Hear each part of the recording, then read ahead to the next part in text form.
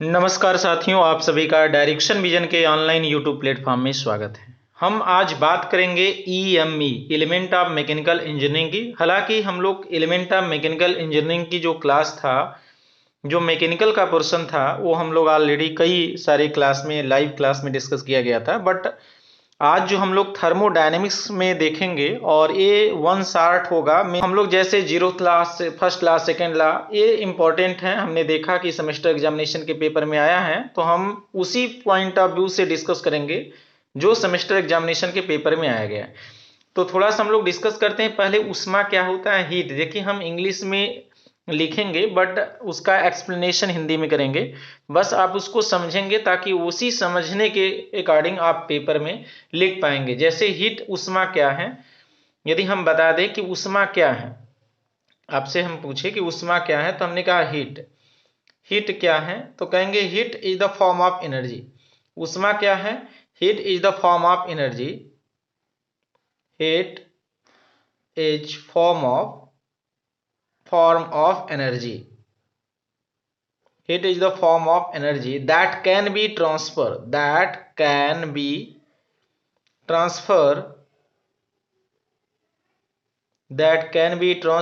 from one system to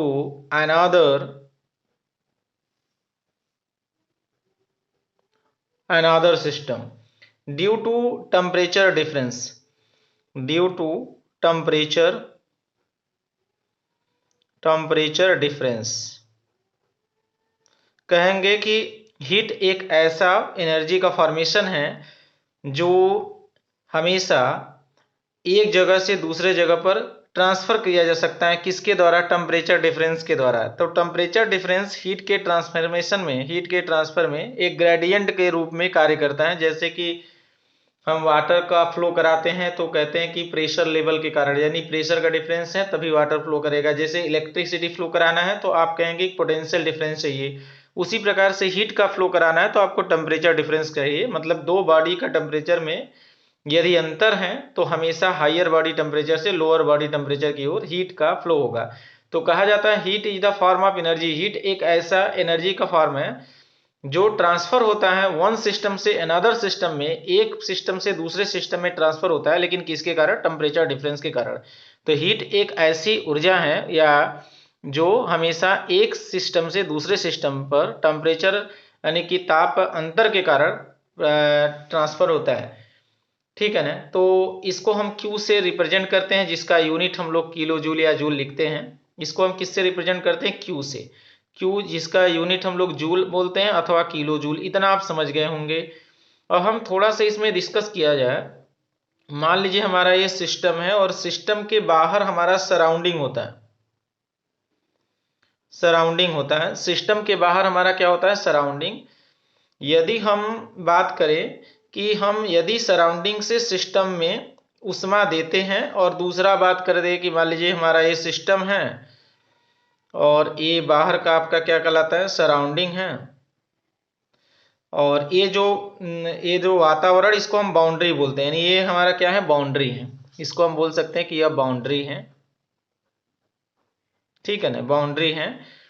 तो एक तो हम सिस्टम को ऊष्मा दे रहे हैं और एक आपका सिस्टम से ऊष्मा बाहर की तरफ जा रहा है। तो दोनों को हम लेने वाला काम जो करते हैं, जब हम किसी सिस्टम को ऊष्मा देते हैं तो क्यू इस दौरान हम पॉजिटिव लेते हैं, और यदि हम किसी सिस्टम को से ऊष्मा को बाहर फेंकते हैं तो आपका क्यू इस दौरान नेगेटिव लिया जाता है। ये आप ध्यान में रखेंगे।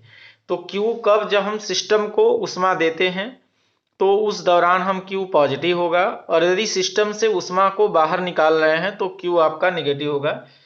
इसका जस्ट अपोजिट होता है। यदि हमारा वर्क डन बाहर होता है, जैसे हम दोनों की बात करेंगे तभी आपको zeroth law, first law, second law समझ में आएगा। हमने कहा ये आपका सिस्टम है, और इसी प्रकार से एक और फिगर है, ये आपका सिस्टम है और बाहर वाला सराउंडिंग है। बाहर वाला सराउंडिंग है। अब यहां पर एक काम करते हैं कि जब हम वर्क डन यहां देते हैं, किसी सिस्टम में कार्य किया जाता है या सिस्टम के द्वारा कार्य करते हैं। मतलब यदि हम सिस्टम के द्वारा कार्य करेंगे या सिस्टम पर कार्य करेंगे, इसको हम बोलते हैं सिस्टम पर कार्य करना, सिस्टम पर कार्य करना। और ए होता है सिस्टम के द्वारा कार्य करना, सिस्टम के द्वारा कार्य करना। अब इसमें W वाला मैटर आता है। जब हम किसी सिस्टम पर वर्क देते हैं, जैसे आप कहते हैं ना कि हम बाइक स्टार्ट करते हैं तो पैडल से हम वर्क देते हैं, यानी हम जब वर्क देते हैं तो ये हमारा वर्क डन निगेटिव होता है। जब बाइक स्टार्ट हो जाता है वहां से वर्क डन मिलने लगता है, यानी बाहर आपका वर्क आने लगता है, तो इस दौरान आप इसको हम पॉजिटिव बोलते हैं। हालांकि टाइम कम है, आपका शायद सेमेस्टर एग्जाम कल ही है, और ये लेकिन थोड़ा सा हम ओवरव्यू देंगे, आप 1 घंटे हमारे साथ बना रहेंगे तो आपका पूरा zeroth law, first law, second law clear कर देंगे। हमने कहा कि यदि किसी सिस्टम में कार्य करते हैं, सिस्टम पर कार्य करते हैं तो वर्क डन आपका निगेटिव लेते हैं, और यदि सिस्टम के द्वारा यदि आप कार्य किया जाता है तो उस दौरान आपका वर्क डन पॉजिटिव लिया जाता है। तो दोनों यदि फिगर देखेंगे, यदि सिस्टम को उष्मा देते हैं, जैसे हम सिस्टम को उष्मा देते हैं तो ये हम उष्मा को पॉजिटिव लेते हैं, यदि सिस्टम में के द्वारा उष्मा फेंका जाता है तो ये आपका नेगेटिव होता है। मतलब जस्ट आपका वर्क डन के जस्ट अपोजिट काम होता है। तो हीट आप समझ में आ गया, और हीट का जो बेसिक जो मेन है वो आपको क्लियर हो गया होगा। अब हम जीरोथ लॉ की तरफ बढ़ते हैं। जीरोथ लॉ में बात करते हैं एक थर्मोडायनेमिक्स इक्विलिब्रियम का। थर्मोडायनेमिक्स इक्विलिब्रियम का मतलब क्या होता है आप समझेंगे कि एक्चुअल थर्मोडायनेमिक्स का इक्विलिब्रियम का मतलब क्या होता है। थर्मल या इक्विलिब्रियम का मतलब होता है कि हीट तब तक एक बॉडी से दूसरे बॉडी में फ्लो करता रहेगा जब तक कि दोनों के तापांतर सेम ना हो जाए, मतलब ताप दोनों का समान ना हो जाए। यदि दोनों का ताप समान हो जाएगा तो उस दौरान आप बोलेंगे कि यह थर्मल इक्विलिब्रियम में हो जाएगा। अब आपको आ गया कि discuss the zeroth law of thermodynamics, यानी कि लॉ ऑफ थर्मोडायनेमिक्स में हम लोग लॉ आप पढ़ेंगे, law of thermodynamics. Law of thermodynamic में पहला आपका सपोज आपके आ गया zeroth law, zeroth law of thermodynamics. Zeroth law of thermodynamics मान लीजिए आपसे पूछा जाए तो आप कैसे बताएंगे। हम मान लेते हैं कि हम 3 सिस्टम आपको यहां पर बना दिए, जैसे हमने बना दिया 3 सिस्टम, पहले आप समझ लेते हैं। हमने 3 सिस्टम बना दिया, एक आपका ऐसे, ये आपका ऐसे, तीनों सिस्टम ऐसे बना दिया। इसमें नाम कुछ लिख देते ए और बी, और मान लीजिए सी, ठीक है ना। यदि ए सी के साथ थर्मल इक्विलिब्रियम में है और बी सी के साथ थर्मल इक्विलिब्रियम में है, ध्यान देंगे ए और सी आपस में थर्मल इक्विलिब्रियम में है और बी आपस में थर्मल इक्विलिब्रियम में है, बी और सी, तो इन दोनों के अकॉर्डिंग जीरोथ लॉ कहता है ए और बी आपस में थर्मल इक्विलिब्रियम में होगा। कहने का मतलब हमारे पास 3 सिस्टम है, यदि 2 सिस्टम किसी तीसरे के साथ थर्मल इक्विलिब्रियम में होते हैं तो दोनों सिस्टम आपस में भी थर्मल इक्विलिब्रियम में होंगे। ये आप समझेंगे, इसको आप आने से हिंदी में चाहे जैसे बना लीजिए, बट इसका main theme zeroth law of thermodynamics का है। यदि 2 सिस्टम किसी तीसरे के साथ थर्मल इक्विलिब्रियम में है, मतलब ए वाला इसके साथ, ए वाला इसके साथ, तो ये दो ए भी आपस में थर्मल इक्विलिब्रियम में होगा। इसको कैसे हम बोलेंगे, देखिए इंग्लिश में हम लिखेंगे बट इसको हिंदी में एक्सप्लेनेशन कर रहे हैं। When two system are, when two system are each in, ठीक है ना, two system are each in thermal equilibrium, thermal equilibrium, thermal equilibrium with a third system, with a third system, तीसरा system, then two system,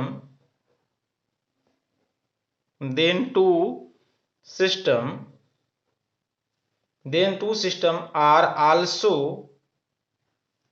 also in thermal equilibrium,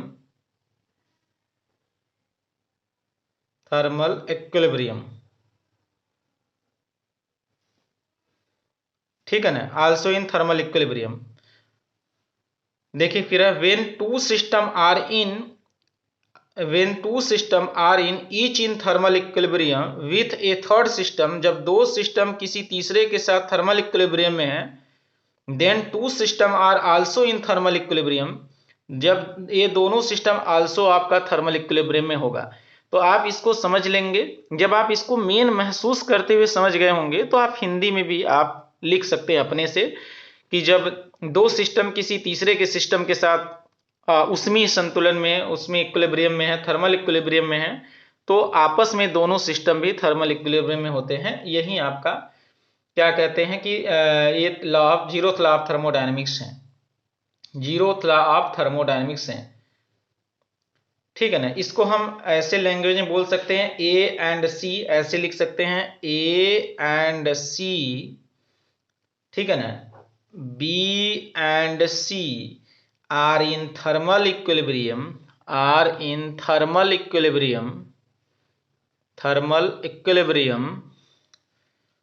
then A and B is also thermal equilibrium। तो आप यदि इसको समझ गए होंगे तो अपनी लैंग्वेज में लिख सकते हैं। ये हम बस आपको समझाने का प्रयास कर, ठीक है ना, ये हमने क्या किया कि हम समझाने का प्रयास किया। दिस लॉ क्या करते हैं, provide the basis of temperature measurement, इसको बोल सकते हैं इसका उपयोग ताप मापन के लिए करते हैं। जैसे लिख सकते हैं this law provide the basis of temperature measurement.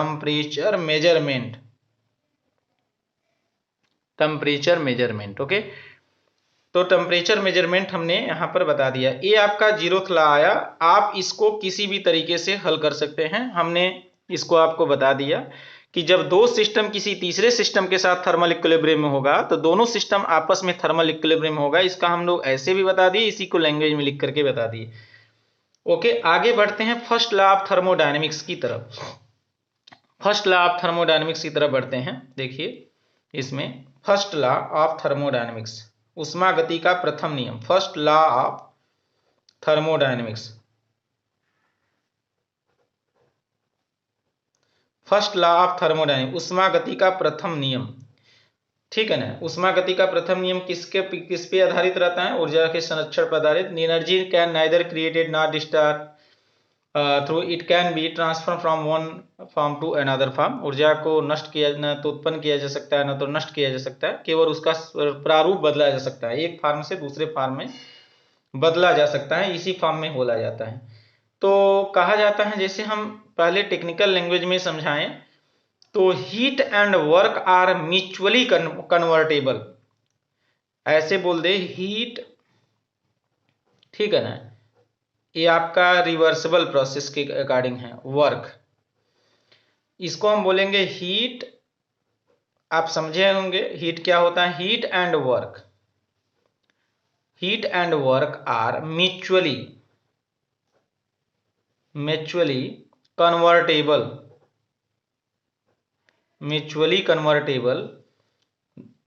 the thermodynamic cycle, in the thermodynamic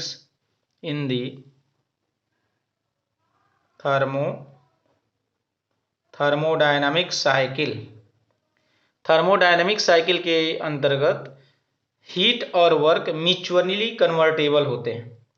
और इस केस में हम ऐसे लिख सकते हैं कि इन द थर्मोडायनेमिक साइकिल का सिंबल ऐसे लगाते हैं डेल क्यू, और इसको हम डेल डब्ल्यू लिखा जा सकता है। मतलब cyclic integral of heat transfer, इसको लैंग्वेज में लिखेंगे cyclic integral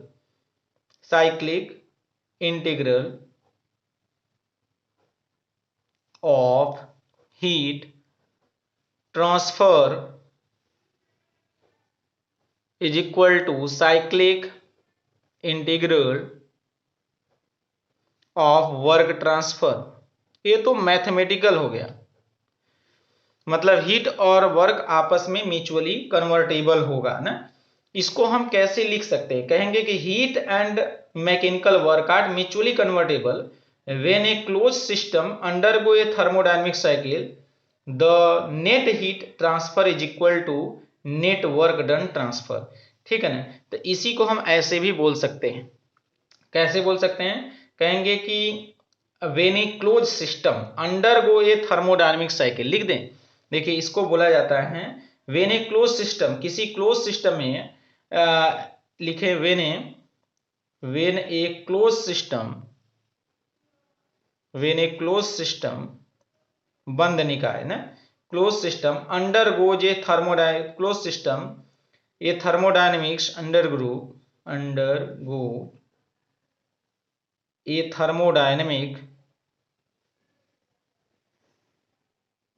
thermodynamic cycle, the net heat transfer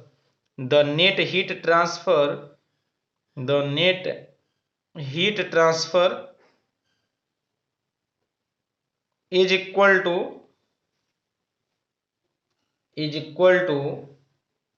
the net work transfer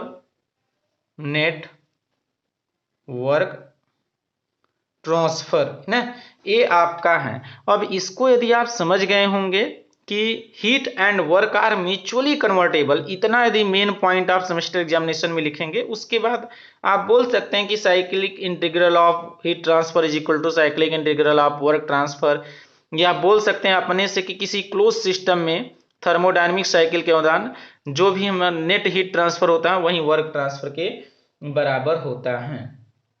ठीक है ना, यानी कहा जाता है कि energy can neither be created nor be destroyed through, it can be transfer from one to another form, मतलब one form to another form, मतलब ऊर्जा को न तो क्रिएट किया जा सकता है न तो नष्ट किया जा सकता है, केवल उसका एक रूप से दूसरे रूप में परिवर्तित किया जा सकता है।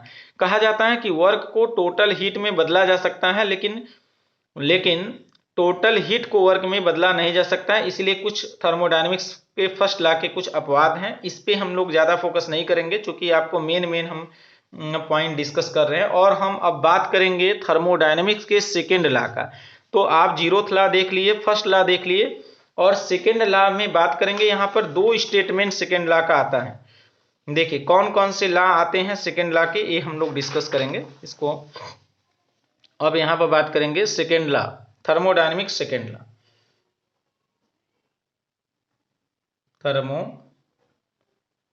Thermodynamics second law.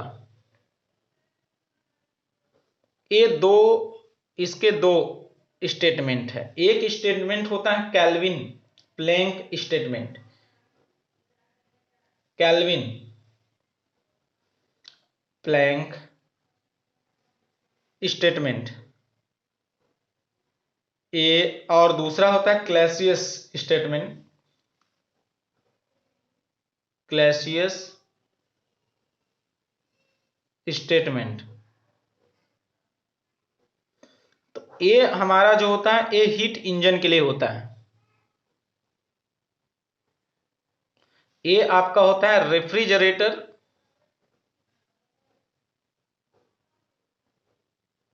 And heat pump, ये आपका इस पे आधारित होता है। तो आपसे कभी कभी पूछा जाता है कि हीट इंजन क्या होता है, ठीक है ना। तो हीट इंजन क्या होता है हम लोग उस पर भी डिस्कस कर लेंगे। पहले आप देखेंगे एक लोग का पहले केल्विन प्लैंक स्टेटमेंट होता क्या है। तो यहाँ पर दो थर्मोडायनेमिक सेकेंड लॉ यदि पूछेगा तो आपको दोनों डिस्कस करना होगा। हमको लगता है कि 5 नंबर का यदि पूछेगा या बोल सकता है कि थर्मोडायनेमिक सेकेंड लॉ के केल्विन प्लैंक स्टेटमेंट समझाइए, आप वहां पर बता सकते हैं। या हीट इंजन क्या है उसकी इफिशियंसी का फार्मूला डिराइव करिए, ठीक है ना। या क्लैसियस स्टेटमेंट में या रेफ्रिजरेशन या क्या होता है, हीट पंप क्या होता है, coefficient of performance of refrigerator का या हीट पंप का बताना होगा। तो चलिए एक एक को डिस्कस करते हैं। Kelvin Planck statement, Kelvin Planck statement पहला आपका सेकेंड लॉ। ये कहता क्या है पहले ये ध्यान में रखना है। कहता है कि बिना लॉसेस के, यानी कि हीट को टोटल वर्क में हम कन्वर्ट नहीं कर सकते हैं, कुछ ना कुछ उसका पोर्शन जरूर लॉस होगा। Without any losses it can not B convert all of the heat into the mechanical work. हम पूरे के पूरे वर्क डन को पूरे के पूरे हीट को वर्क डन में कन्वर्ट नहीं कर सकते हैं, ठीक है ना। नो एक्चुअल हीट इंजन, ऐसे बोल सकते हैं, no actual heat engine, no actual heat engine, ठीक है ना, no actual heat engine working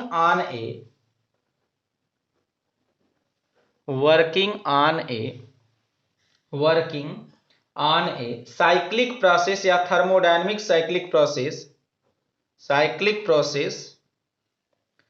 can convert whole of the heat into mechanical work,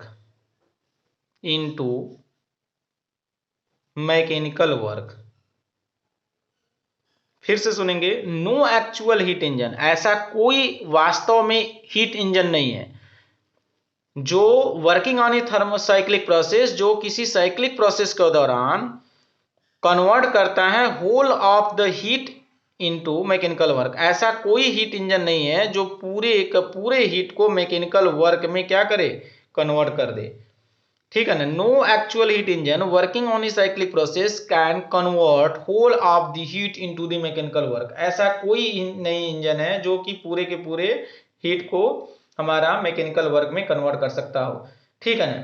तो बोला जाता है कि भाई केल्विन प्लैंक जो स्टेटमेंट है, यानी वो सेकेंड लॉ जो थर्मोडायनेमिक्स है, उसको हम law of digression of energy कहते हैं। डिग्रेशन ऑफ एनर्जी मतलब कुछ ना कुछ हमारा लॉसेस होता है। इसको चाहे तो हम ऐसे लिख सकते हैं कि the Kelvin Planck statement of second law of thermodynamics, ऐसे लिख सकते हैं, the kelvin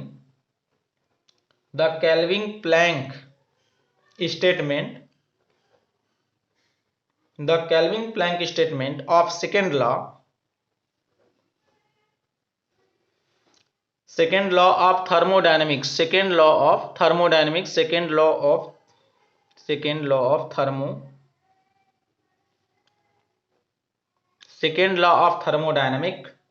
is known as law of degradation of energy। कभी कभी पूछता है law of digression of energy, तो आप समझ जाना कि यही है केल्विन प्लैंक स्टेटमेंट, इसी को लिखना है, ठीक है ना। तो ओवरऑल इसके भी कुछ अपवाद हैं। कहने का मतलब ऐसा कोई इंजन नहीं है कि पूरे के पूरे आपको हीट को वर्क डन में कन्वर्ट कर दे। जैसे हमारे पास बोल दे कि हाई टेम्परेचर रिजर्वायर हैं, जैसे मान लीजिए हाई टेम्परेचर रिजर्वायर का मतलब होता है कि एक भट्टी जहां पर टेम्परेचर दिया जाए उसमें कोई परिवर्तन न दिया जाए, अमाउंट ऑफ हीट हम खींचेंगे तो भी उसमें कोई अंतर नहीं पड़ता है। तो मान लीजिए रिजर्वायर मतलब जैसे नदी है, वाटर का रिजर्वायर के तौर पर बोला जाता है ना। तो मान लीजिए हमारा एक प्रकार का इंजन है, ठीक है ना, यह इंजन है।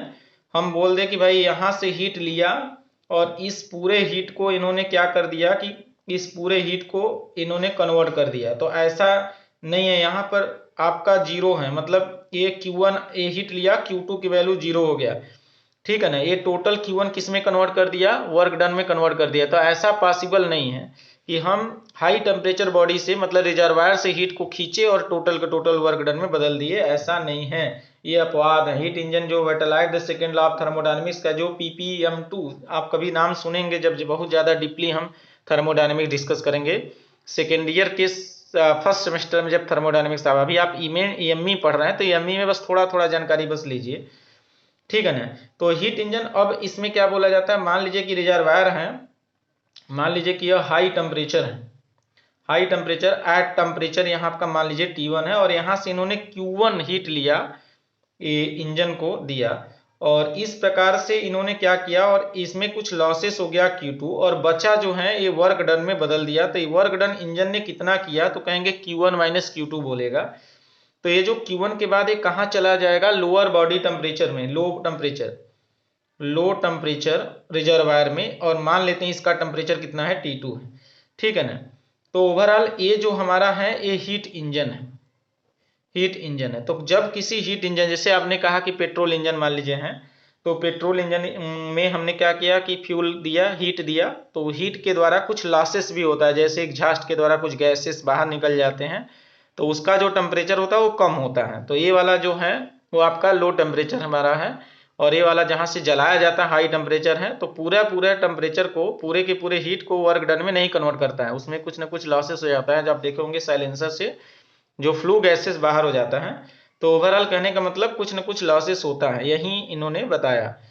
ठीक है ना। तो अब बोला जाता है, मान लीजिए, जैसे आप थोड़ा सा ध्यान दीजिएगा यहाँ पर, कि मान लीजिए Q1 जो होता है फ्रॉम हाई टेम्परेचर बॉडी, मान लीजिए Q1 जो है heat from Q1 heat from high temperature, हम बोल दे हाई टेम्परेचर एट T1 पर, और Q2 क्या है, heat from low temperature at T2।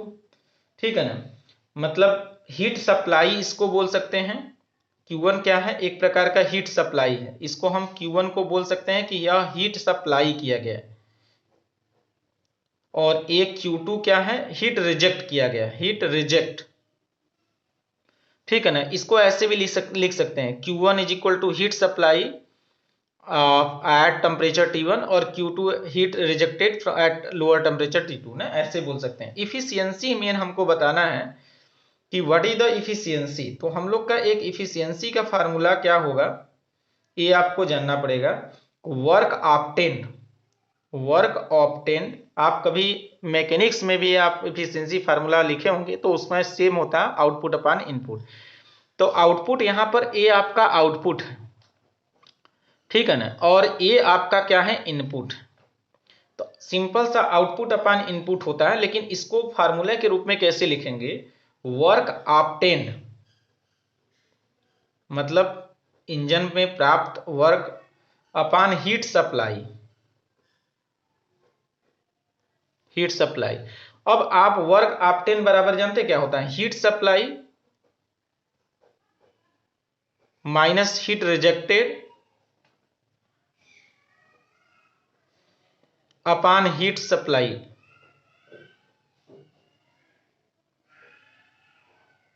ठीक है ना। हीट सप्लाई हमने बताया Q1 को, हीट रिजेक्टेड Q2 को। क्या हम इसको फार्मूला के रूप में ऐसे नहीं बना पाएंगे, कितना हीट सप्लाई, जैसे Q1 है माइनस Q2 अपॉन Q1। अब देखिए हम इस तरफ लिखते हैं फार्मूला, अब यहां पर ओवरऑल तो इफिशियंसी बराबर क्या होगा, कहेंगे Q1 minus Q2 upon Q1, और ओवरऑल यदि इसको हम दोनों में भाग देंगे तो 1 माइनस Q2 अपॉन Q1 हो जाएगा। ये इफिशियंसी का फार्मूला हीट इंजन के लिए हो गया। लेकिन आप जानते हैं, वी नो दैट, आप क्या जानते हैं, फॉर रिवर्सिबल इंजन के लिए, देखो दो प्रकार का होता है, रिवर्सिबल और इरिवर्सिबल ना। ये आप तब जानेंगे जब आप थर्मोडायनेमिक्स सेकेंड ईयर में बहुत डीपली पढ़ेंगे, तब पता चल जाएगा। बस इतना जानेंगे, रिवर्सिबल का मतलब होता है कि हमको फिर से कोई साइक्लिक रिवर्स हो जाए। ठीक है ना। तो रिवर्सिबल इंजन के लिए, ठीक है, एक्चुअल रिवर्सिबल इंजन के लिए होता क्या है, एक फार्मूला होता है Q1 अपॉन T1 बराबर होता है Q2 अपॉन T2। और यहां से यदि हम देखें तो Q2 अपॉन Q1 की वैल्यू क्या निकाल सकते हैं, ये हम लोग निकाल सकते हैं T2 अपॉन T1। तो ये हम यहां पर रखेंगे इफिशियंसी में, तो 1 माइनस क्या हो जाएगा, T2 upon T1, T2 upon T1। तो ये हमारा इफिशियंसी का टर्म हो गया। मतलब अब इसको लिख सकते हैं 1 minus lower temperature, low temperature upon high temperature efficiency. अब आप बताएंगे कि यदि लो टेम्परेचर और हाई टेम्परेचर की वैल्यू दोनों समान हो जाए तो इफिशियंसी आपका 1 माइनस 1 आपको 0 हो जाएगा। ठीक है ना। यदि हम कहें, यदि हम ये कहें कि लो टेम्परेचर की वैल्यू, लो टेम्परेचर की वैल्यू यदि 0 हो जाए, ठीक है ना, तो लो टेम्परेचर बिल्कुल एकदम निकले ही ना, तो आप कहेंगे इफिशियंसी बराबर 1 minus 0 upon T1 high temperature. और ये 0 अपॉन हाई टेम्परेचर मतलब इफिशियंसी आपका 1 हो जाएगा। 1 का मतलब हो जाएगा कि 100% हो जाती, परसेंटेज में करेंगे तो 100% हो जाएगा। लेकिन ऐसा कोई इंजन नहीं है जिनकी लॉसेस आपका बिल्कुल एकदम नगड़ के बराबर हो। यदि एक्चुअल इंजन है तो उसकी कुछ न कुछ लॉसेस होंगी, और इसीलिए इसीलिए इसीलिए कि इन रिवर्सिबल इंजन की इफिशियंसी नेवर भी 100%, कभी भी 100% नहीं होता है। रिवर्सिबल इंजन की इफिशियंसी 100% हो सकता है, और वो कार्नेट साइकिल जो बोला जाता है, कार्नाट साइकिल जो हमारा एक्चुअल नहीं है, वो बस समझाने के लिए है, ठीक है ना। तो ओवरऑल यदि हम कोई इंजन हम एक्चुअल प्रैक्टिस में लेते हैं तो उसकी इफिशियंसी कभी भी 100% नहीं होता है, क्योंकि कभी भी लो टेम्परेचर यानी T2 कभी भी जीरो के बराबर नहीं होगा। जब T2 जीरो के बराबर नहीं होगा तो इफिशियंसी कभी भी 100% नहीं होगा, ठीक है ना। तो इस प्रकार से आपने कौन सा देखा, किसके लिए, बोले कि केल्विन प्लैंक स्टेटमेंट। फिर से एक बार देख लेंगे। केल्विन प्लैंक स्टेटमेंट कहता है कि पूरे के पूरे हम हीट को वर्क में नहीं बदल पाएंगे, कुछ न कुछ लॉसेस है। मान लीजिए Q2 लॉसेस है, हमने यहाँ पर हाई टेम्परेचर एट T1 से Q1 लिया और Q2 दे दिया T2 टेम्परेचर को, और बाद में बोला कि माना कि Q1 heat supply temperature T1 पर है, Q2 heat supply temperature T2 के लिए है, इफिशियंसी है वर्क ऑब्टेन हीट सप्लाई। आप जानते हैं कि आउटपुट अपान इनपुट है, तो वैसे भी आप देखिए ना, सिस्टम से बाहर कौन कौन जा रहा है, W जा रहा है, Q जा रहा है। तो यदि ऐसे भी हम इसमें देखेंगे कि WE प्लस Q2 बराबर Q1, तो सीधा सीधा WE की वैल्यू Q1 माइनस Q2 ऐसे भी आपका आ गया। तो मतलब ये आपका इनपुट है, बाकी दो आउटपुट हैं, तो आपको निकालना होगा WE की वैल्यू क्या होगा, तो आराम से है, WE की वैल्यू इतना हो गया। तो इफिशियंसी बराबर क्या होता है, आउटपुट अपान इनपुट होता है। तो आपने क्या समझ लिया कि केल्विन प्लैंक स्टेटमेंट आपको ईएमई के पॉइंट ऑफ व्यू से ध्यान देना। ये जो हम डिस्कस कर रहे हैं वो सिर्फ सेमेस्टर एग्जामिनेशन का रिवीजन है, चूंकि हम क्लास एक्चुअल में मैकेनिकल वाला तो पूरा पोर्शन अच्छे से हमने बोर्ड पर डिस्कस किया था, बट ये वाला नहीं हो पाया था, तो हमने सोचा कि आपको एटलीस्ट थोड़ा सा शार्ट के रूप में समझा दे, ताकि आपको थोड़ा सा नॉलेज हो जाएगा, तो अपने से ही आप कर ले जाएंगे। अब हम बात करेंगे क्लैसियस स्टेटमेंट का। क्लैसियस स्टेटमेंट में आते हैं, चलिए देखिए क्लैसियस स्टेटमेंट। क्लैसियस स्टेटमेंट क्लैसियस स्टेटमेंट दूसरा स्टेटमेंट है। ये क्या कहता है, ये कहता क्या है, पहले ये ध्यान देना है। कहता है कि बिना हमको वर्क डन किए, इसको मतलब समझिए, बिना वर्क डन किए हम लो बॉडी टेम्परेचर से हाई बॉडी टेम्परेचर में हम हीट को कभी फ्लो कर ही नहीं सकते हैं। हीट का फ्लो तभी होगा जब टेम्परेचर का डिफरेंस होगा, और हीट हमेशा हायर बॉडी टेम्परेचर से लोअर बॉडी टेम्परेचर की ओर फ्लो करता है। मतलब हीट हमेशा, यदि हीट हमेशा हमेशा हाई टेम्परेचर बॉडी से, हाई टेम्परेचर से लो टेम्परेचर की ओर फ्लो कराता है, लो टेम्परेचर की ओर बहता है, ठीक है ना। लेकिन यदि आपको लो टेम्परेचर से हाई टेम्परेचर की तरफ हीट को फ्लो कराना, आप ध्यान दीजिएगा, यदि हीट को हम लो टेम्परेचर से हाई टेम्परेचर की ओर फ्लो कराना है तो आपको कुछ ना कुछ वर्क देना पड़ेगा। और यही क्लैसियस स्टेटमेंट कहता है कि without any work done it can not be flow of heat from low body temperature to high body temperature. बिना बाह्य कार्य किए हम उष्मा को लो बॉडी टेम्परेचर से हाई बॉडी टेम्परेचर की ओर प्रवाहित नहीं कर सकते हैं ना। इट इज इम्पॉसिबल फॉर, लिखेंगे ऐसे, it is impossible for a self acting machine, it is impossible, it is impossible for a self acting machine, self acting machine working in a cyclic process, working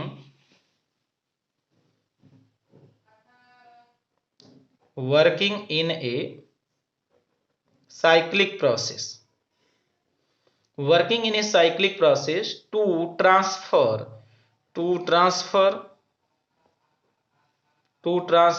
heat from a, transfer heat from a lower temperature body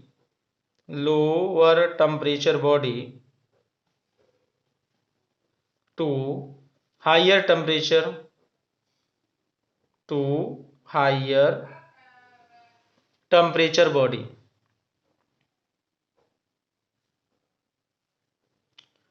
without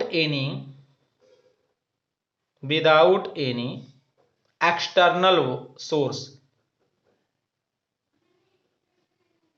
कहने का मतलब सुनेंगे, it is impossible for self acting machine, ऐसा कोई self acting machine working in a cyclic process to transfer heat from a lower body temperature to higher body temperature without any external work. ऐसा कोई self acting machine नहीं है जो बिना external source इस्तेमाल किए हीट को लो बॉडी टेम्परेचर से हाई बॉडी टेम्परेचर की ओर प्रवाहित कर सके।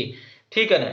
और इस प्रकार हम लोग बोल सकते हैं कि जो क्लैसियस स्टेटमेंट होता है ये रेफ्रिजरेटर और हीट पंप के लिए आपका इसमें यूज करते हैं। इसका जो अपवाद है वो आपका किसके लिए है, रेफ्रिजरेटर और हीट पंप के लिए। Heat pump can not be flow from higher temperature, कह सकते हैं heat can not flow from cold body to hot body. ऐसे एक लाइन वन लाइनर में क्या बोल सकते हैं कि heat can not flow from cold body to hot body, without any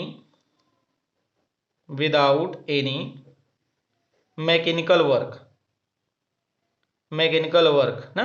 mechanical work किसी प्रकार का कोई भी वर्क, मतलब हीट को कोल्ड बॉडी से हाई हार्ड बॉडी की ओर हम प्रवाहित तभी करेंगे जब उस पर कोई कार्य करेंगे। बिना कार्य किए कभी भी हम कोल्ड बॉडी से हाई बॉडी की ओर टेम्परेचर प्रवाहित नहीं कर सकते हैं। ठीक है ना। तो जैसे यदि हम इसका वो देखें, क्या कहते हैं कि इसका डायग्राम वगैरह हम लोग देखें तो कैसे देखेंगे, देखिए चलिए देखिए हम लोग यहाँ पर डायग्राम देखते हैं। तो जैसे हम यहाँ पर बना दिए, मान लीजिए कि ये हमारा हॉट बॉडी बना दी, हॉट बॉडी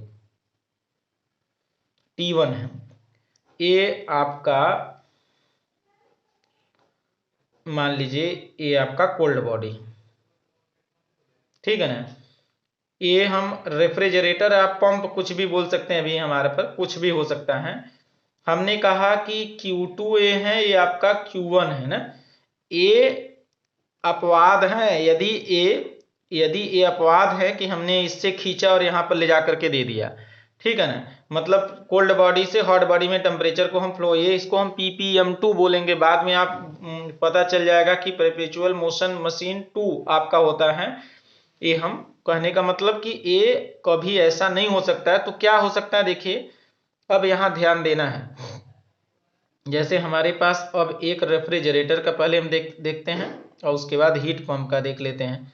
ये हमारा कौन सा टेम्परेचर है, मान लीजिए कि ये हमारा हॉट है, हॉट टेम्परेचर या हॉट बॉडी ना। ये हॉट बॉडी, इसके लिए हम एटमॉस्फेयर बोलते हैं ATM, और ये हमारे लोग कोल्ड बॉडी बोल देंगे, कोल्ड बॉडी। ये हॉट बॉडी कोल्ड बॉडी ना, इसको हम मान लेंगे यहाँ T1 है और ये वाला मान लेंगे T2 है। ठीक है, ये T1 है और T2 है।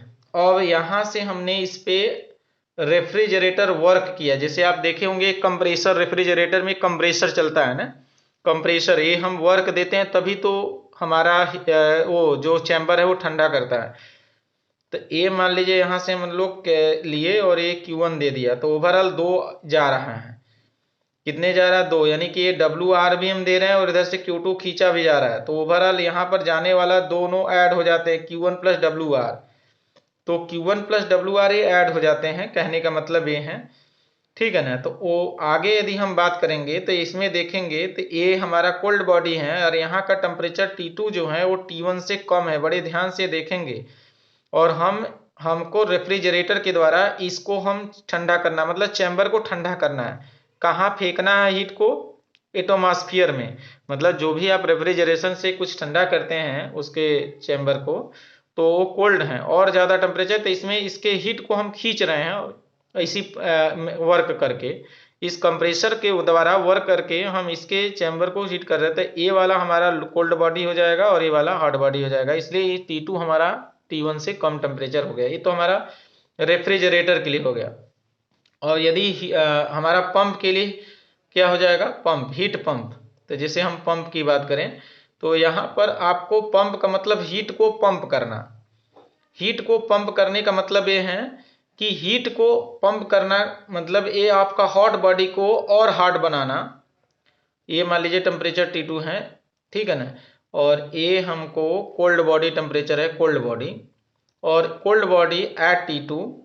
और ये ध्यान देना इसको हम एटोमॉस्फियर रखते हैं, एटोमॉस्फियर रखते हैं, ध्यान देना एटोमॉस्फियर रखते हैं, ठीक है ना। अब यहां से हम लोग बोलेंगे ये जो Q1 है वो WP में ऐड हो जाएगा, ये हमारा Q1 WR में ऐड हो जाएगा। ये हम इसको मैकेनिकल वर्क हम कितना देते हैं, WP देते हैं। तो ओवरऑल कहने का मतलब ये है कि यहां से ये जो हमारा टेम्परेचर T1 है ये T1 इसके लिए ज्यादा है, मतलब हीट पंप हम इस हॉट बॉडी को और ज्यादा हॉट बना रहे हैं, मतलब एटमॉस्फेयर से उष्मा लेकर के रूम को गर्म कर रहे हैं। मतलब ये हमारा कोल्ड बॉडी है, जितना हम वहां से लेते हैं ठंडा है, एटमॉस्फेयर है, और एटमॉस्फेयर से हम किसी रूम को गर्म करते हैं, दैट मीन्स वो हीट पंप करते हैं, हीट को पंप करना, ठीक है ना। तो हीट को पंप करना मतलब रूम गर्म है और एटमॉस्फेयर ठंडा है, तो एटमॉस्फेयर से रूम में ले जाते हैं। तो जाहिर सी बात है कि यदि एटमॉस्फेयर में टेम्परेचर कम है, रूम का टेम्परेचर ज्यादा, फिर भी रूम को अब गर्म करना है, तो जाहिर सी बात है कि आपको कोई ना कोई मैकेनिकल वर्क करना है, और इस मैकेनिकल वर्क से यहाँ वाला हीट जो है और इसमें हम हीट को फ्लो कराएंगे। तो इस प्रकार से हमारा रेफ्रिजरेटर और हीट पंप वर्क करता है। तो हमारे लिए ये यूजफुल है, इसके लिए ये यूजफुल है और इसके लिए ये यूजफुल है, ठीक है ना। तो एक हमारा कोल्ड चैम्बर, रेफ्रिजरेशन में हमारा कोल्ड चैम्बर ये वाला काम करते हैं, और यहाँ पर हीट पंप में हमारा हॉट चैम्बर हम यूज करते हैं। तो ओवरऑल आप समझेंगे। तो कहने का मतलब ये रेफ्रिजरेशन, इसको हम रेफ्रिजरेटर बोल सकते हैं। चलिए इसको लिख देते हैं रेफ्रिजरेटर ना, इसको हम बोल देते हैं हीट पंप। तो हम एक एक ठो डिस्कस भी कराएंगे। जैसे हम यहाँ पर लिखे कि रेफ्रिजरेटर, रेफ्रिजरेटर क्या है कहेंगे, ये रेफ्रिजरेटर एक डिवाइस है ना, जो क्या करता है कि हॉट बॉडी और कोल्ड बॉडी टेम्परेचर पर वर्क करता है। उसका काम क्या है कि कोल्ड बॉडी टेम्परेचर से हीट को हॉट बॉडी टेम्परेचर की ओर फ्लो कराता है with the help of the refrigeration work के द्वारा। तो यहां लिखेंगे a refrigerator is a device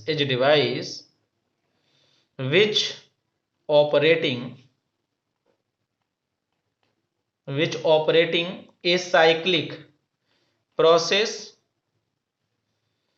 maintain the temperature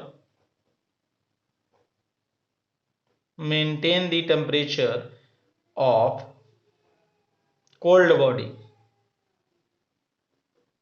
at a temperature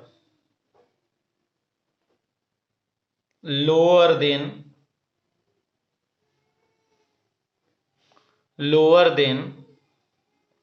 at a temperature lower than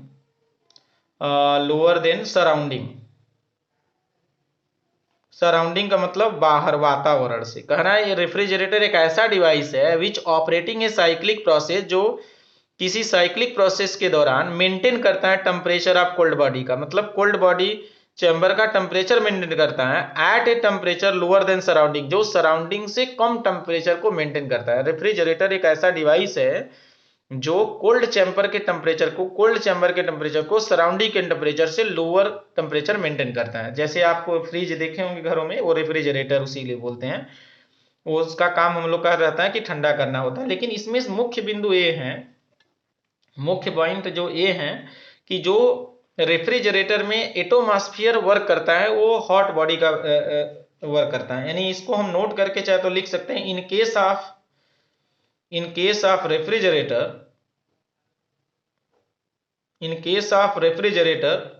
atmospheric act as a hot body. ये आप समझेंगे, हमने यहां पर बोला कि रेफ्रिजरेटर के लिए हॉट बॉडी, जो हॉट बॉडी है, टेम्परेचर ने लिख के दी हॉट बॉडी है, वो एटमॉस्फेरिक बताता है। यहां लिखे in case of refrigerator atmospheric act as a hot body. Refrigerator में एटमॉस्फेयर हॉट बॉडी की तरह वर्क करता है। और हम कोल्ड बॉडी से हॉट बॉडी की तरफ टेम्परेचर को फेंकते हैं, उसी के लिए हम कंप्रेसर चलाते हैं। आप देखे होंगे कि फ्रिज में, रेफ्रिजरेटर में कंप्रेसर हमेशा चलता रहता है, ठीक है ना, मतलब आवश्यकता पड़ने पर। हीट पंप, अब हीट पंप क्या होता है, कहेंगे heat pump as a device. Heat pump, heat pump is device, एक ऐसा डिवाइस है which operating in a cyclic process, which operating, which operating in a cyclic process, in a cyclic process. Heat pump is a device which operating in a cyclic process, which operating in a cycle maintain the temperature, maintain the temperature, maintain the temperature, ठीक है ना, maintain the temperature of hot body, of hot body at a temperature, temperature higher than, और देखिए यहां पर of a temperature lower than, यहां पर higher than the temperature of surrounding, the temperature of surrounding, ठीक है ना। तो सराउंडिंग के टेम्परेचर से हायर टेम्परेचर मेंटेन करता है। हीट पंप एक ऐसा डिवाइस है जो सराउंडिंग के टेम्परेचर से हायर टेम्परेचर मेंटेन करता है, उसको हीट पंप कहते हैं। इसको हम बोल सकते हैं in case of heat pump, in case of heat pump, in case of, ऐसे in case of heat pump, ठीक है, in case of heat pump, in case of heat pump जैसे लिखे थे, in case of refrigerator, in case of heat pump the atmosphere, the atmosphere, atmosphere act as a cold body, cold body, ठीक है ना, body. आप ऐसे देखेंगे in case of refrigerator atmosphere act a hot body, in case of a heat pump the atmosphere act as a cold body. यहां पर hot body, यहां पर कोल्ड बॉडी। अब आपको समझना है रेफ्रिजरेटर क्या है, कहेंगे रेफ्रिजरेटर एक ऐसा डिवाइस है जो सराउंडिंग से कम टेम्परेचर मेंटेन करता है, और उस केस में हमारा जो एटमॉस्फेयर है, एटमॉस्फेयर का मतलब सराउंडिंग का जो टेम्परेचर है या एटमॉस्फेयर है, वो हॉट बॉडी की तरह वर्क करता है। हीट पंप एक ऐसा डिवाइस है जो सराउंडिंग से अधिक टेम्परेचर मेंटेन करता है, और इस केस में हमारा जो एटमॉस्फेयर होता है वो कोल्ड बॉडी की तरह मेंटेन करता है। तो ये आप समझ गए होंगे। अब हम लोग बात करेंगे कुछ कोफिशिएंट ऑफ परफॉर्मेंस पे, और आप देखेंगे कि कई क्वेश्चन का आंसर आपके दिमाग में फिर घूमने लगेगा। हमने ये क्लास सिर्फ और सिर्फ सेमेस्टर एग्जामिनेशन के पॉइंट ऑफ व्यू से डिस्कस किया, चूंकि एलिमेंट ऑफ मैकेनिकल इंजीनियरिंग जो आईआरटी में है वो अच्छा खासा थर्मोडायनेमिक्स है। थर्मोडायनेमिक्स को अच्छे बेहतर तरीके से भी पढ़ना होगा तो बड़ा टाइम लगता है, बट उतना टाइम है नहीं। कल आपका पेपर है मींस, और उस केस में रिवीजन के पॉइंट ऑफ व्यू से, चूंकि हमने ईएमई का बहुत क्लास यूट्यूब पर डिस्कस किए थे मैकेनिकल में, चाहे की हो, कपलिंग हो, बियरिंग हो ना, ये सब हमने डिस्कस किया था, और गियर पर आधारित है, मींस पावर ट्रांसमिशन से रिलेटेड सब कुछ हल हो गया था, बट थर्मोडायनेमिक्स नहीं करा पाए थे। तो हमने सोचा कि एक शार्ट नोट के रूप में आपके साथ डिस्कस कर लिया जाए, तो उसी के पॉइंट ऑफ व्यू से हम लोग ये क्लास डिस्कस कर रहे हैं। तो थोड़ा सा हम लोग और जानते हैं coefficient of performance. Coefficient of performance, coefficient of performance होता क्या है, it is ratio of, the ratio of maximum heat transfer, ठीक है ना, to the amount of work required. The लिखेंगे the ratio of maximum heat transfer to amount of work required to produce desired effect। अब coefficient of performance of refrigerator के लिए बात करें, ये रेफ्रिजरेटर की बात करें, तो यहां पर फार्मूला होता है डिजायर्ड इफेक्ट, डिजायर्ड इफेक्ट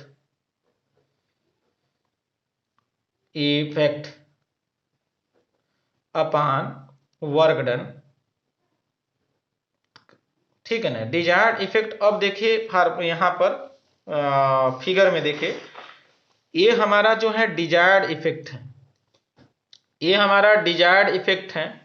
तो डिजायर्ड इफेक्ट इसके लिए कितना है, पहला के लिए रेफ्रिजरेटर के लिए Q2 है, और वर्क डन कितना है, WR है, ठीक है ना। तो Q2 अपान WR ये आपका हो गया, ठीक है ना। अब आपको ये देखना है WR की वैल्यू कैसे निकलेगा, WR की वैल्यू कैसे निकलेगा, ठीक है ना। तो WR की वैल्यू कैसे, जैसे सपोज कि हमारा ये जा रहा है, ये आ रहा है, मतलब यदि इसको हम देखें यहाँ पर, तो आउटपुट कितना, जैसे Q2 प्लस WR बराबर Q1 है यहाँ पर, ठीक है ना। तो WR की वैल्यू क्या हो जाएगा, तो कहेंगे Q1 माइनस Q2 हो जाएगा। तो इसलिए हम यहाँ पर रख देंगे WR की वैल्यू जो है वो आपका Q1 माइनस Q2 हो जाएगा। तो Q2 अपान Q1 माइनस Q2, ठीक है ना। तो इस प्रकार से हम लोग ऐसे बोल सकते हैं, या यदि टेम्परेचर बेसिस में करना है तो टेम्परेचर बेसिस में भी कर सकते हैं।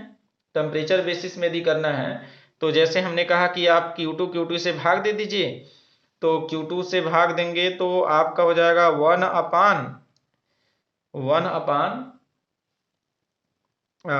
अपान यहाँ से हो जाएगा Q1, यदि हम Q2 से भाग दें तो Q1 अपान Q2 माइनस 1 ऐसे हो जाएगा, ठीक है ना। तो आप यहाँ से जानते हैं, फार्मूला आपको पता है, फार्मूला पता है कि क्या, Q1 अपान T1 बराबर Q2 अपान T2।